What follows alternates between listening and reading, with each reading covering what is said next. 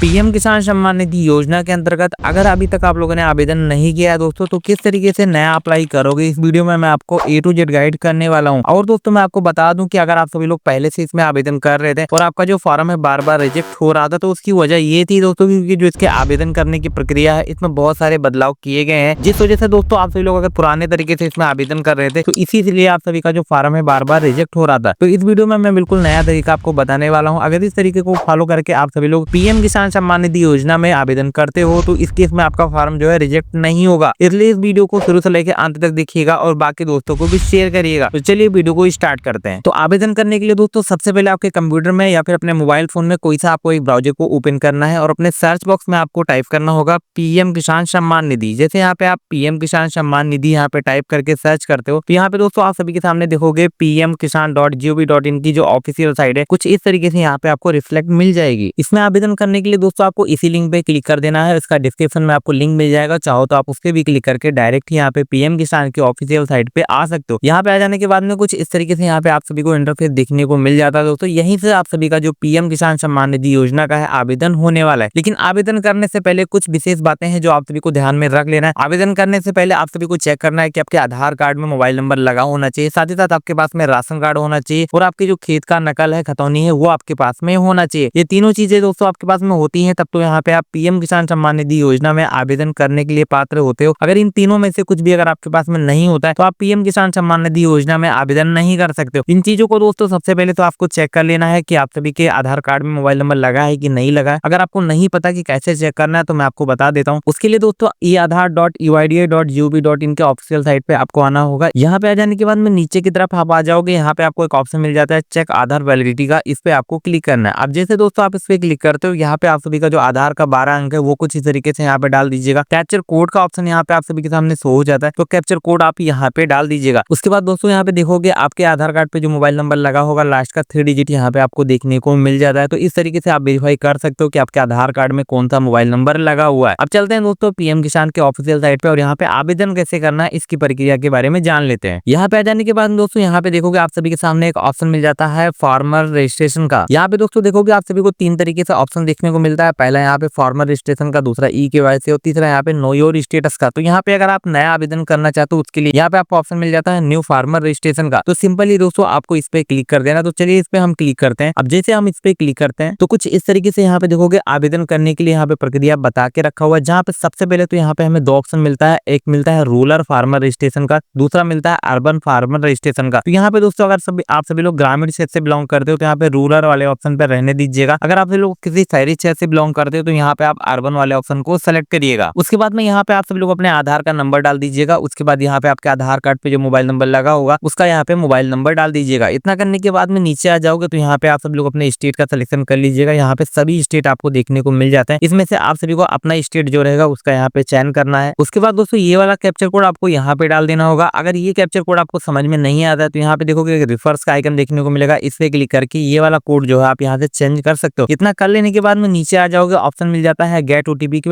इस पे आपको क्लिक कर देना है। अब जैसे आप गेट ओटीपी पे क्लिक करते हो जो मोबाइल नंबर आप लोगों ने यहाँ पे दिया होगा उस पे यहाँ पे एक 4 अंक की ओटीपी को सेंड किया जाएगा, वो वाली ओटीपी आपको यहाँ पे डाल देनी है। उसके बाद में यहाँ पे देखोगे कैप्चर कोड का ऑप्शन आ जाएगा। कैप्चर कोड दोस्तों आप सभी को यहाँ पे ऐसे के ऐसे डाल देना। अगर कैप्चर कोड आपको समझ में नहीं आता है तो इस केस में कैप्चर कोड को आप यहाँ से रिफर्स भी कर सकते हो। उसके बाद नीचे की तरफ आ जाओगे, यहाँ पे आपको एक सबमिट का बटन मिलेगा, सबमिट पे आपको सिंपली क्लिक कर देना। अब जैसे दोस्तों आप सबमिट पे क्लिक करते हो यहाँ पे थोड़ा सा आप वेट करोगे तो यहाँ पे आप देखोगे कि आपके आधार कार्ड पे जो मोबाइल नंबर लगा होगा उस पे एक और 6 अंक की ओटीपी को भेजा गया, तो वहां पे जाके आप इसको चेक कर सकते हो। वाली ओटीपी आपको यहाँ पे डालनी पड़ेगी। अगर दोस्तों इनकेस आपके पास में ओटीपी प्राप्त नहीं होती है तो यहाँ पे देखोगे रिसेंट का एक अलग से ऑप्शन मिलता है, तो आप रिसेंट पे क्लिक करके वो वाली ओटीपी अपना दोबारा प्राप्त कर सकते हो। ओटीपी दोस्तों यहाँ पे डाल देने के बाद में नीचे देखोगे वेरीफाई आधार ओटीपी का ऑप्शन मिलेगा, इस पे आपको सिंपल क्लिक कर देना है। अब जैसे दोस्तों आप इस पे क्लिक कर देते हो कुछ इस तरीके से यहाँ पे आप सभी का जो आवेदन फॉर्म है ओपन होकर आ जाता है, जहाँ पे देखोगे आप सभी को बहुत सारी डिटेल आपके आधार के साथ में फेच कर ली गई है, जहाँ पे आपको डालने की आवश्यकता नहीं है। लेकिन इसमें से कौन कौन सी चीजों को आपको चेंज करना है वो आप यहाँ पे जान लीजिए। तो सबसे पहले तो यहाँ पे देखोगे डिस्ट्रिक्ट का आपको ऑप्शन मिल जाता है, तो यहाँ पे आप अपने डिस्ट्रिक्ट का चयन कर लीजिएगा। उसके बाद यहाँ पे देखोगे सब डिस्ट्रिक्ट का ऑप्शन मिल जाता है, तो यहाँ पे आप सभी लोग अपने सब डिस्ट्रिक्ट का सिलेक्शन कर लीजिएगा। उसके बाद दोस्तों यहाँ पे देखोगे ब्लॉक का ऑप्शन मिलेगा, तो ब्लॉक पे आप अपना ब्लॉक जो है सेलेक्ट कर लीजिएगा। उसके बाद में यहाँ पे देखोगे आप सभी के सामने आपका जो विलेज है उसका सिलेक्शन करने के लिए बोला जाएगा, तो आपका जो भी विलेज रहेगा अपने विलेज का सिलेक्शन आप कुछ इस तरीके से यहाँ पे कर सकते हो। इतना करने के बाद में यहाँ पे देखोगे जो फार्मर का नाम है पहले से आपको सिलेक्टेड मिल जाएगा, यहाँ पे कुछ भी नहीं करने की जरूरत नहीं होती है। उसके बाद यहाँ पे देखोगे आपसे कैटेगरी पूछी जाती है, तो यहाँ पे आपको 3 तरीके से ऑप्शन मिलता है, जनरल, अदर का, एसटी का और एससी का। तो यहाँ पे अगर आप एसटी या फिर एससी में आते हो तो इसका सिलेक्शन कर लीजिएगा। अदरवाइज अगर आप यहाँ पे ओबीसी या फिर जनरल से आते हो तो यहाँ पे आप सभी लोग जनरल या अदर वाले ऑप्शन को सेलेक्ट करिएगा। उसके बाद यहाँ पे देखोगे फार्मर टाइप आपसे पूछा जाता है, तो आप इस पे जब क्लिक करोगे तो यहाँ पे आपको 2 तरीके से ऑप्शन मिलेगा, पहला स्मॉल मिलेगा और दूसरा यहाँ पे अदर मिलेगा। तो दोस्तों अगर जो आपके पास में जमीन है 1 से 2 हेक्टेयर के बीच में है तो यहाँ पे आप सभी लोग स्मॉल वाले पे क्लिक करिएगा। उसके बाद में देखोगे सेलेक्ट आईडी टाइप का ऑप्शन मिलेगा, तो यहाँ पे आप आधार को सेलेक्ट रहने दीजिएगा। उसके बाद दोस्तों यहाँ पे देखोगे टाइप ऑफ आइडेंटिटी प्रूफ आपसे पूछा जाता है, तो आधार कार्ड यहाँ पे पहले से सिलेक्टेड है, कुछ भी आपको करने की जरूरत नहीं है। मोबाइल नंबर भी पहले से आपको यहाँ पे देखने को मिल जाता है, अगर आप इसको चाहो तो यहाँ से चेंज भी कर सकते हो। मेरे केस में सही है तो मैं यहाँ से चेंज नहीं करना चाहता हूँ। उसके बाद यहाँ पे देखोगे एड्रेस वाला सेक्शन है, इसमें भी आपको कुछ भी करने की जरूरत नहीं होती है, ऐसे कैसे आपको छोड़ देना है। पिन कोड, यहाँ पे आपका फादर्स का नाम, ये सारी चीजें दोस्तों आपके आधार कार्ड के साथ में पहले से ही फेच कर लिया गया है, यहाँ पे आपको इसको अपडेट करने की जरूरत नहीं है। उसके बाद अब यहाँ से देखोगे आप सभी को जो लैंड की रजिस्ट्रेशन आईडी है वो आपसे पूछी जाती है, वो आपको यहाँ पे डालना पड़ेगा। लेकिन बहुत सारे लोगों को यहाँ पे कंफ्यूजन हो जाता है कि लैंड रजिस्ट्रेशन आईडी क्या होती है, तो वो आपको कैसे मिलेगा उसके बारे में मैं आपको बता देता हूँ। आपको एक नया टैब ओपन करना और यहाँ पे आपको टाइप करना होगा भूलेख। अब जैसे दोस्तों आप भूलेख टाइप करते हो, आप यूपी में अगर रहते हो तो यूपी को सेलेक्ट करिएगा। अगर आप जिस भी स्टेट में रहते हो तो वहाँ पे आप अपने स्टेट का नाम डाल दीजिएगा, उस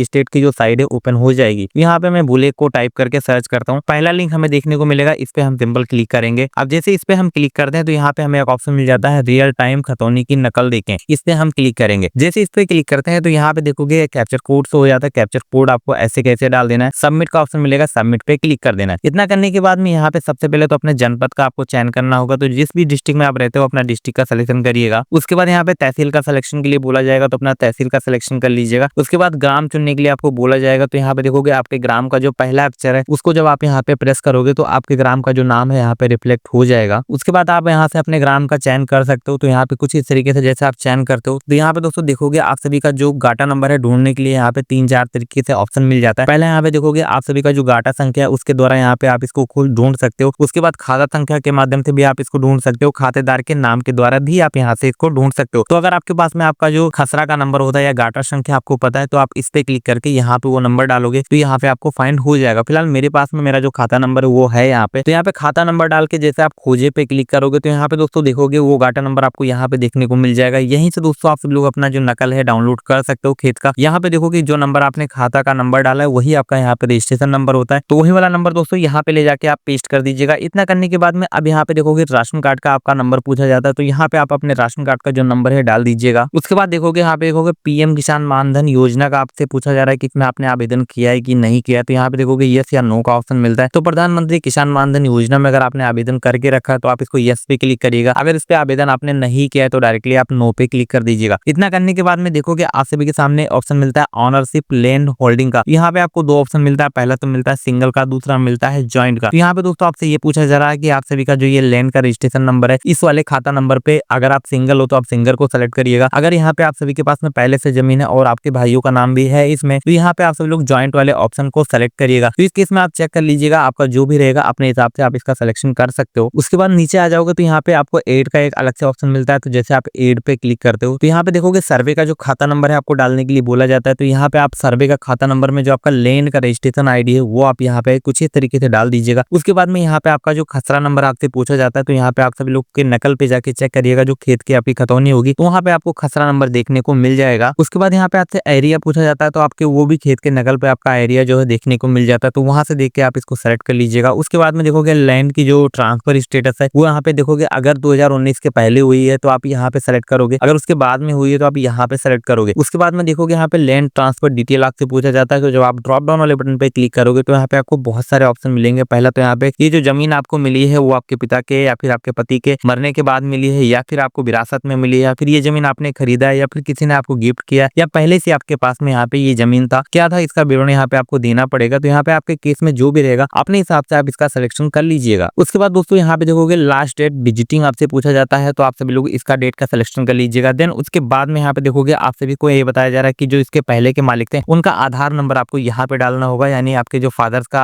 आधार का नंबर है, आपने अगर यहाँ पे डेथ ऑफ फादर को सेलेक्ट किया है तो यहाँ पे आप सब लोग अपने फादर का आधार नंबर डालिएगा। यानी कि यहाँ पे ये पूछा जाता है कि इस जमीन के जो पहले मालिक थे उनका यहाँ पे आपको आधार नंबर देना है। उसके बाद यहाँ पे देखोगे एड का एक अलग से ऑप्शन मिलता है, तो जैसे आप एड पे क्लिक करते हो सम टाइम यहाँ पे आपको वेट करना होगा। उसके बाद में इस जमीन का जो भी विवरण है कुछ इस तरीके से यहाँ पे आपको एड होके मिल जाता है। अगर दोस्तों आपको लगता है कि कुछ भी यहाँ पे आप लोगों ने गलत इन्फॉर्मेशन डाल दी या फिर कुछ आपको नहीं डालना था, तो इसको आप यहाँ से देखोगे डिलीट का ऑप्शन मिलेगा। आप इसको डिलीट करके यहाँ से दोबारा से ये सारा विवरण यहाँ से आप एड कर सकते हो। तो फिलहाल मेरे केस में सब कुछ सही है, तो मैं यहाँ पे इसको नया एड नहीं करने वाला हूँ, ठीक है। उसके बाद देखोगे अपलोड सपोर्टिंग डॉक्यूमेंट का यहाँ पे ऑप्शन मिलता है। तो यहाँ पे देखोगे जो इसकी फाइल अपलोड होनी है वो पीडीएफ में अपलोड होनी है, और अगर आप जेपीजी वगैरह में अपलोड करते हो तो यहाँ पे आपका अपलोड नहीं होगा, और जिसकी जो साइज है 200 की से ज्यादा की नहीं होनी चाहिए। तो इस बात का आपको विशेष ध्यान रखना है। देन उसके बाद चूज फाइल पे जैसे आप क्लिक करोगे तो आपकी जो मीडिया फाइल है ओपन होकर आ जाएगी, और आप लोगों की जो जहाँ पे भी आप लोगों ने स्कैन करके डॉक्यूमेंट को रखा होगा, जो खेत का आपका नकल है, उसको यहाँ से आप सेलेक्ट कर लीजिएगा। इतना करने के बाद में नीचे आ जाओगे, सेव का आपको ऑप्शन मिल जाता है, सेव पे आपको क्लिक कर देना है। अब जैसे दोस्तों आप सेव पे क्लिक करते हो तो यहाँ पे देखोगे आपका जो आवेदन है सक्सेसफुली सबमिट हो चुका है, और यहाँ पे आपको एक फार्मर आईडी देखने को मिल रही है जो कि आपका आधार का नंबर ही होता है। तो इसको आप यहाँ से कॉपी कर सकते हो या फिर छोड़ सकते हो। यहाँ पे आप click to here go back पे जैसे क्लिक करते हो तो यहाँ पे वापस से आपको इसी साइड पे लाके छोड़ दिया जाता है। लेकिन अब अगर हमें इसके स्टेटस को चेक करना है कि यहाँ पे हमने आवेदन तो कर दिया है, अब अगर इसके स्टेटस को हमें चेक करना होता है तो किस तरीके से करेंगे, तो उसका भी ऑप्शन हमें इसी साइड पे देखने को मिलता है। नीचे जब आप आओगे तो यहाँ पे दोस्तों देखोगे आपको ऑप्शन मिल जाता है status of self registration farmer CSC farmer का, आपको इस पे क्लिक करना है। अब जैसे दोस्तों आप इस पे क्लिक करते हो उसके बाद में देखोगे आप सभी का जो आधार का नंबर है वो आपसे यहाँ पे पूछा जाता है। तो आपने जब आवेदन किया था तो वहाँ पे जो आप सभी का किसान का आईडी मिला था वो आपका आधार नंबर ही था, तो आप यहाँ पे इसको पेस्ट कर दीजिएगा। देन उसके बाद में यहाँ पे कैप्चर कोड हो जाता है, तो कैप्चर कोड आपको ऐसे कैसे डाल देना होगा बिना कुछ चेंज किए। इतना करने के बाद में यहाँ पे सर्च का बटन मिलेगा, सर्च पे आपको क्लिक कर देना है। अब जैसे दोस्तों आप सर्च पे क्लिक करते हो यहाँ पे आपके जो फार्मर का रजिस्ट्रेशन है इसकी पूरी प्रक्रिया आपके सामने देखने को मिल जाती है। इसका स्टेटस क्या रहने वाला है ये भी आपको यहाँ पे देखने को मिल जाता है। हालांकि मैंने इसको अभी तुरंत ही आवेदन किया। यहाँ पे देखोगे पेंडिंग फॉर अप्रूवल सब डिस्ट्रिक्ट एंड ब्लॉक, यानी कि हमारे डिस्ट्रिक्ट से हमारे ब्लॉक से अभी ये वाला जो फार्म है पेंडिंग है। इसको यहाँ पे हमें हमारे जो कृषि विभाग के अधिकारी हैं यहाँ पे हमारे पास में जो भी डॉक्यूमेंट होगा, जैसे हमारा आधार कार्ड होगा, बैंक का पासबुक हो गया, हमारे पास में खेत का हमारा नकल, हमारा राशन कार्ड, ये सारी चीजों को दोस्तों हमें यहाँ पे हार्ड कॉपी में फोटोकॉपी करवा के कृषि विभाग के अधिकारी को ले जाके यहाँ पे सबमिट करना होगा। तब जाके यहाँ से हमारा जो ये फॉर्म कंप्लीट होगा। और जैसे दोस्तों हमारा जो है फॉर्म कंप्लीट हो जाता है उसके बाद जो हमारा बेनिफिट है 2000 रुपए का किस्त हमारे बैंक अकाउंट में आना स्टार्ट हो जाता है। तो दोस्तों अगर अभी तक आप लोगों ने आवेदन नहीं किया था पीएम किसान सम्मान निधि योजना के अंतर्गत, तो इस प्रोसेस को फॉलो करके बहुत ही आसानी से आप सभी लोग इसका लाभ ले सकते हो। फिलहाल दोस्तों इस वीडियो में यही जानकारी थी, आशा करता हूँ जानकारी अच्छी लगी होगी। तो वीडियो को लाइक कर दीजिएगा, चैनल पे पहली बार आए तो सब्सक्राइब करके उस घंटे वाले बटन को दबा दीजिएगा। अगर किसी तरीके से कुछ भी आपके मन में कंफ्यूजन रह जाता है, कुछ गलती हमारे से हो जाती है, तो आप हमें कमेंट सेक्शन में जरूर बताइएगा, उसको हम जरूर सुधार करेंगे। तो मैं मिलता हूँ आपको किसी नेक्स्ट वीडियो में, तब तक के लिए जय हिंद जय भारत।